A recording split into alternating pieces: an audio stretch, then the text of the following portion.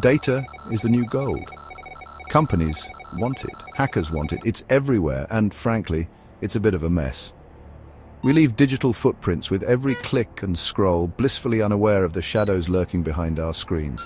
Cybersecurity is meant to be our digital bodyguard, but like most things in life, it's not perfect, and when it fails, the consequences can be brutal. We're not talking about hypothetical scenarios here. This is happening right now.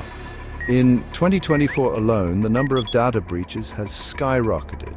Just ask anyone who's ever received an email about their information being potentially compromised. It's enough to make you want to throw your computer out the window and live in a cave.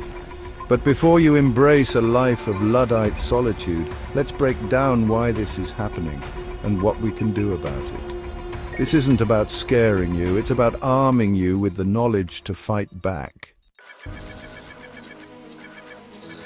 Remember that app you downloaded because it promised to tell you what kind of bread you are? Turns out it was also collecting your personal information.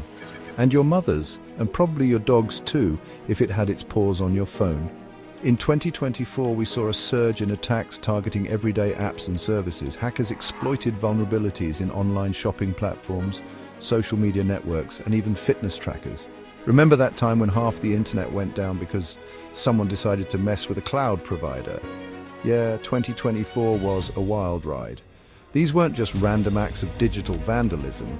They were calculated heists, designed to steal our names, addresses, credit card details, and social security numbers. This information is then packaged and sold on the dark web, the internet's shady underbelly, to the highest bidder. So someone has your information. What's the worst that could happen? They might try to guess your password, maybe order a pizza to your house. While those are annoying and creepy, the reality is far more sinister. Stolen data can be used to open bank accounts, take out loans in your name, and even commit medical identity theft.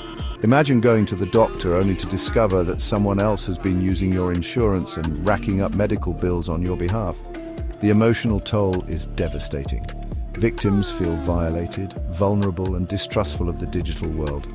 The financial impact can be equally crippling, with some individuals spending years trying to repair their credit and rebuild their lives.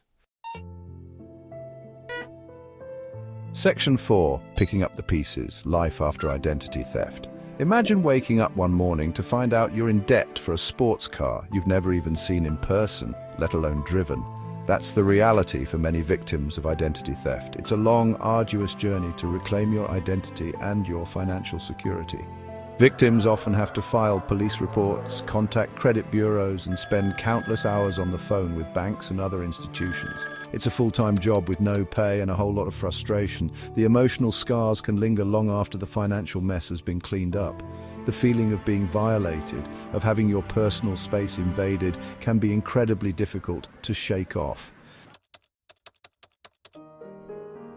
Section 5. Fighting back.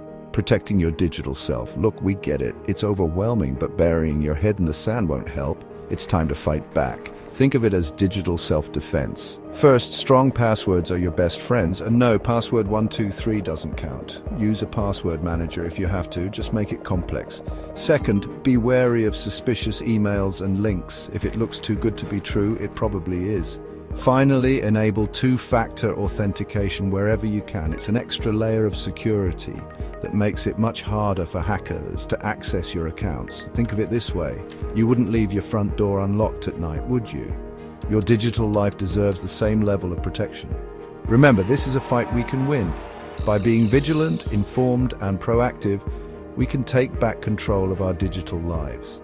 The future of our privacy depends on it.